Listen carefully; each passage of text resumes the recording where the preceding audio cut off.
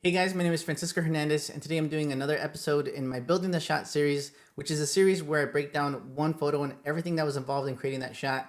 But today I'm actually going to go over 3 different photos from a recent shoot that I did with my friend Sarah.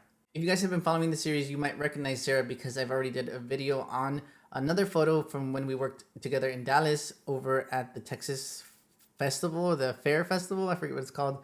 But we did a photo shoot there, and I made a video going over how I created this shot on the screen right here.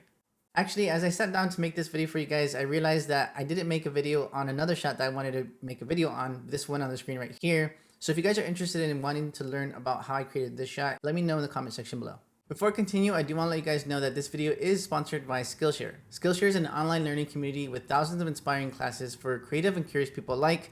Explore new skills, deepen existing passions, and get lost in creativity with Skillshare.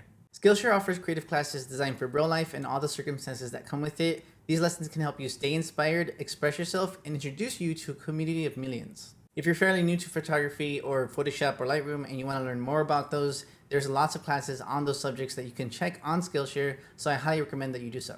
One class that I'm currently looking into is called Adobe Photoshop CC Advanced Training Course by Daniel Scott.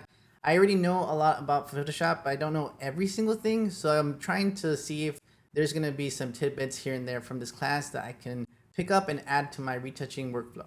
Skillshare was made to learn, so there's no ads, and they're always launching new premium classes so you can stay focused and follow where your creativity takes you. If you guys are interested in trying it out, it's not that expensive at all, at less than $10 a month for an annual subscription.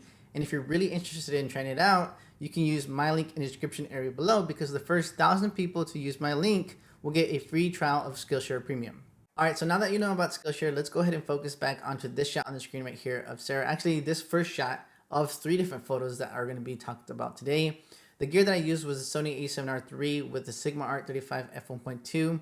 I actually used an ND filter, a 6-stop ND filter on the R3, so that's why you might see a slower than usual shutter speed in the settings. The lighting I used was the Godox AD300 Pro with the 35-inch Glow Grand Parabox Pro. It's Adorama's Glow brand. It's their pro version of the glow modifiers that you might be more familiar with, like the 36-inch, the 48-inch, and the 5-foot, the 60-inch, in case you guys are familiar with those. I've already explained in other areas of my social media, but I want to reiterate it now. Using high-speed sync is going to cause your light to go lower than it is capable of, so you experience power loss. So for example, if you use like the Godox AD600 Pro, with high-speed sync, it could be acting as if it's only 300 watts, because the way high-speed sync works, you experience a power loss. So that's why I've been using ND filters lately with the 300 Pro, and it's been more than enough for the usual stuff that I take. So it allows me to use, in other words, a smaller light source rather than the bigger light source with high-speed sync. So smaller light with ND filter is the same as bigger light with high-speed sync. If this sounds confusing to you, I'm going to make a video dedicated on explaining that right now, high-speed sync and ND filters, so stay tuned for that. But for now, let's go ahead and talk about these different photos. I'm going to start with the first one, of course, and we'll just jump into Lightroom right now. Now that we're in Lightroom, I do want to show you guys the basic steps and how I expose for my shot. And it's always going to be first expose for the ambient, then add flash. So what I mean by expose for the ambient is just adjusting your settings till you like how the background looks like. For me, that meant 1/200th of a second shutter, f1.2 aperture, and an ISO of 100. I did use the 6-stop ND filter, so keep that in mind. So had I not used that filter, I probably would be using maybe 1/8000th of a second shutter with ISO 50. What you're seeing on the screen is just with those settings applied, no flash. So the very first thing that I do after I get the settings how I look, how I want them to look like, then I go ahead and add that flash, which ended up in this shot here. I did use full power on my flash, my AD300 Pro. It was too much power, so I end up reducing the output. But I did want to mention in this shot here, aside from the overexposure being incorrect, I did want to show you guys something that was correct, which is her hands. So look at her hands real quickly. And then in the next shot that I'm about to show you, where I reduced the output of the flash, which is here, you can see that her hands went very bent.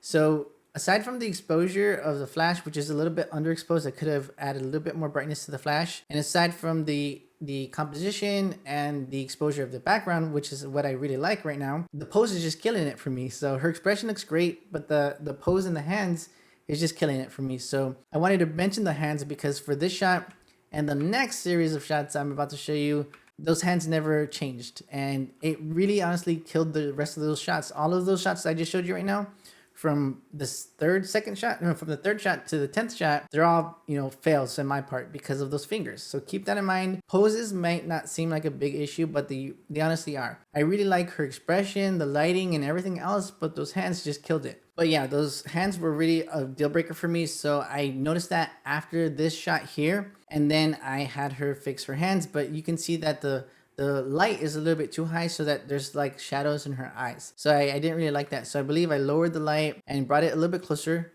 So you guys can see that the exposure of the flash is also a little bit brighter here. From here to here, it's a little bit brighter. And I actually did like these shots here, but I wasn't really in love with these shots. So I took this one, I liked her expression, and then I continued on to the next spot, which is gonna be the very first shot that I'm gonna talk about.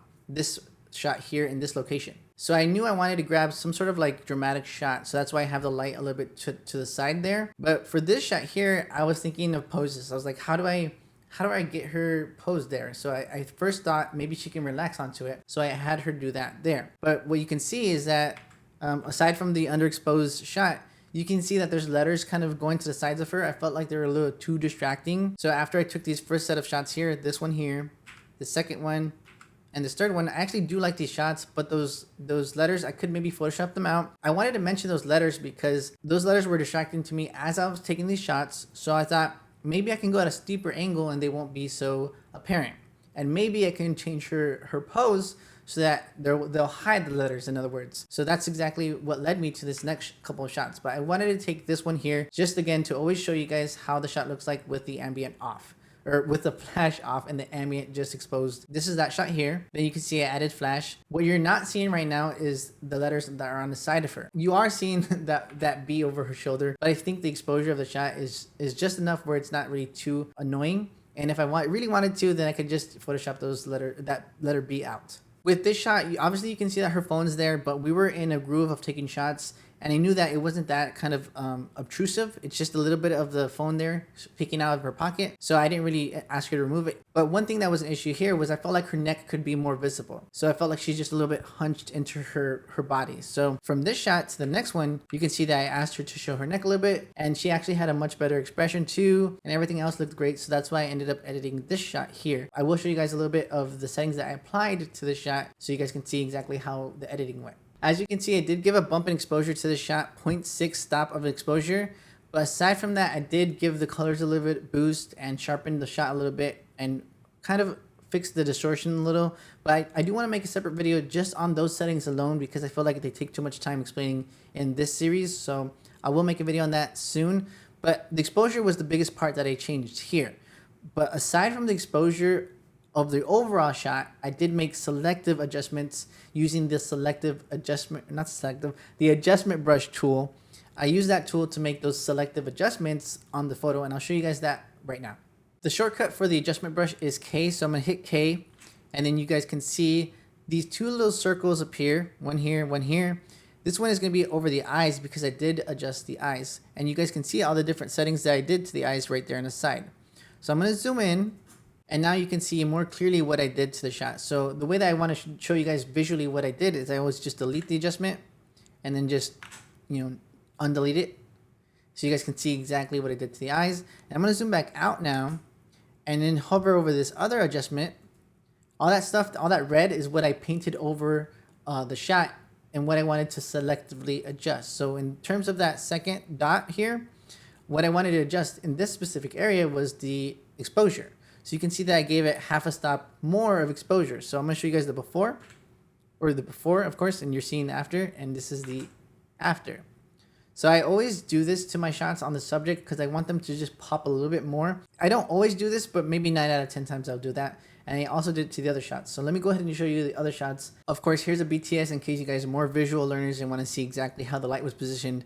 I put it as close as I could to the wall and then just kind of just directed it away.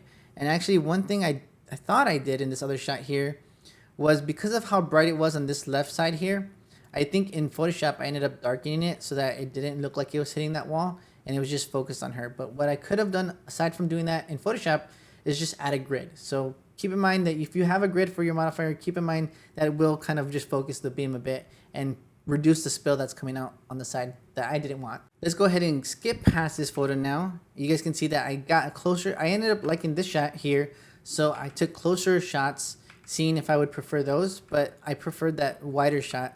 So I just took a behind the scenes, and then I went to see if I can get, you know, different kind of expressions from her that I would like better than the other shots I got.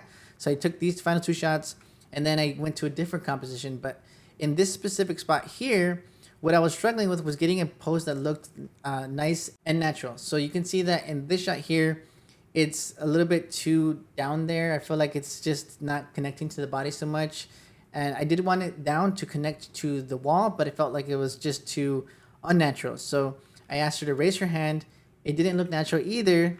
And then I just went ahead and just adjusted different poses. And I felt like this was the most natural looking of those four that I took there. But I wasn't really liking these shots. So then I continued to move on. So that's what brought me to end up taking these different shots here. The whole point of taking these shots was for drama. So extra drama. So I felt like for this shot here, there was too much drama by the angle being too much to the side, the angle of the light being too much to the side. So what you're going to see in this shot here and the difference between these next shots is that I'm moving the light from the side of her face to a little bit more in front. So I did want drama, but I was starting off with too much. And then I ended up bringing it closer and then moving it a little bit more to the side, and I ended up with this exposure. So it basically went like this. I had it on the side, less to the side of her face, brought it a little bit closer, and I ended up with the shot here.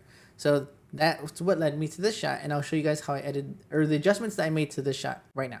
All right, so apparently with this shot, I did do a good job by getting a nice straight out of camera shot. So the only thing I needed to do was just adjust the eyes. So I'm gonna zoom in. You guys can see the eyes.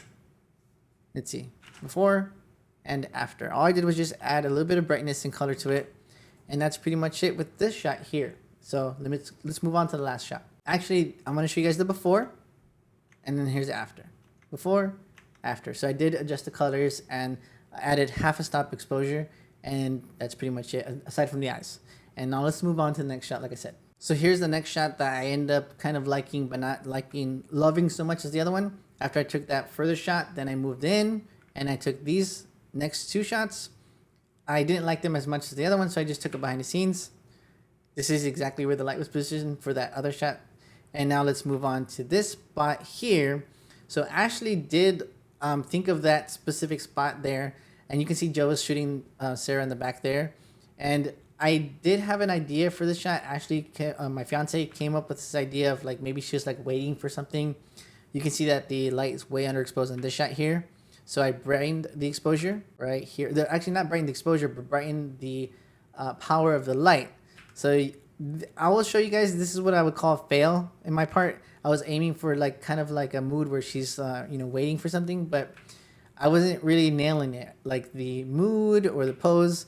So I do want to just show you guys these fail of shots, and then I can show you guys finally the end result that I'm about to show you over there on photo 55 on the bottom there. So let me go ahead and just sit through all these different shots here. I actually do like maybe this smile here, but it wasn't a shot that I was really in love with. So I did take it behind the scenes because I was thinking that I might edit this one here with the smile that I liked, but I ended up not doing that. But I'm glad I took the behind the scenes because it did also work for the shot that I'm about to show you, which is this one right here. So this is actually the first shot I took with that different pose, and I actually really loved it. So let me show you guys how it looks like straight out of camera. So this is before adjustments, this is after.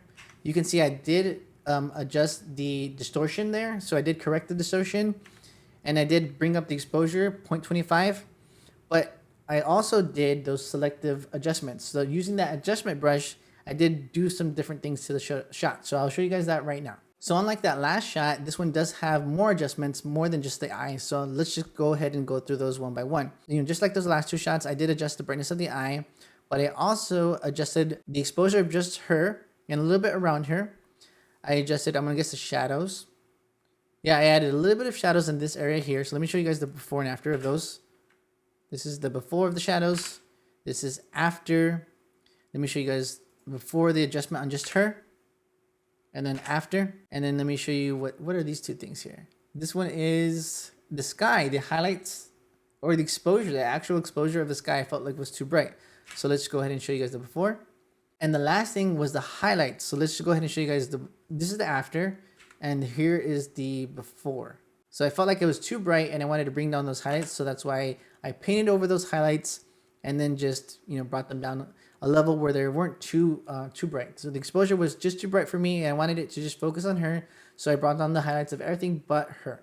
If you're thinking, why didn't I just make those adjustments to the entire shot? Well, it's because if I do those adjustments to the entire shot, like for example, the highlights, you can see that it's not only affecting just the sky, but it's affecting her skin and all the other highlights throughout the photo. So same thing with the shadows.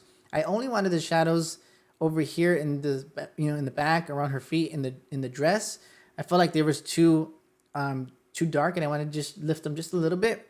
If I apply it to the entire shot, you can see that the shadows in her skin and on her hair, they apply to everything, and I feel like it just doesn't look good. So that's the main reason behind why I selectively adjust different areas throughout the photo using that adjustment brush tool. So now that we've gone over these shots and how I came to that point in the settings, let me show you guys how I edited these shots in Photoshop. We're in Photoshop now, but I want to just let you guys know that when it comes to this part of the Building the Shot series, I just want to show you guys the edit and explain it just a little bit. So if you guys want to know more about the editing, I do want to make more editing tutorials about my retouching, so just keep that in mind. So if you feel like this is too rushed or anything, that's why. I just want to kind of briefly go over the edit and not too much into detail. The very first thing I do is I remove distractions in the shot. So I did the obvious distractions first, which is this layer here, but I also felt like this wall was distracting as well. So I wanted to go ahead and just use the stamp tool and the warp tool to kind of just remove that wall, or actually making it way less visible, kind of blend it in with the rest of the wall. So that's exactly what I did there, using, again, the stamp tool was probably the biggest part. Yeah, I removed the distractions first and then I continue with the edit. I briefly mentioned earlier that there was a little bit brightness on the side of the wall here that I didn't want. So I reduced that area, the exposure in that corner, by just using a curves adjustment layer and then just painting it on that area. And then I did dodge and burn. So dodge and burn is very extensive. It kind of takes like maybe 5 to 10 minutes, or maybe 10 minutes minimum actually, to do it. But here's the before and after. Before and after. Like, that's the heaviest part of the image when it comes to editing, for making the subject kind of carved out and more contrasty. So I wanted to show you guys that. I will show you guys the dodge and burn on the other shots, but I do want to continue from here. After dodge and burn, I went ahead and adjusted the blues. I use the selective color tool when it comes to changing colors and color grading. So that's exactly what I did here. You guys can see those blues are very different from before and after. And you can also see that I adjusted the blues in the wall. So it's kind of very minimal effect. But basically what I felt was that there was areas in the wall that were just looking more like gray. So I wanted the whole wall to be blue. So I sampled one section of the wall that was the blue that I liked, painted it throughout the rest of the areas that I felt were gray, and then I changed the blending mode of the layer to color. And I'm gonna show you guys on normal blending mode. You can see kind of everything that I painted right there. And then again, it's gonna look weird as you're painting it, but then when you change the blending mode to color, then it'll blend in with just the color that you wanted. I then brightened the image. I did a little bit of frequency separation, which is what I always do to kind of iron out wrinkles in clothing. Then I went ahead and just adjusted the color of her legs, because sometimes they don't match the tones of the upper part of the image, especially with dramatic angles in terms of lighting, because the light is just hitting the top portion of the person. Not just the saturation, but the brightness of the legs is going to be different colors. So I felt like they were a little bit too red on the legs. So I adjusted them to be more of the kind of yellowish tones of the body, the upper body. I added some vibrance to the shot. I added a little bit more brightness to the photo. I added a little bit of noise to the shot, because I feel like adding just a tiny bit of noise is going to make it sharper when you resize it down for like social media like Instagram. The very last thing I did was adjust the color of the framing around it. I felt like it could be more rich. So that's what you're seeing here is what I painted on. But of course, what I did again, like last time with the wall, I changed the blending mode to color. So I'm gonna show you guys the before and the after.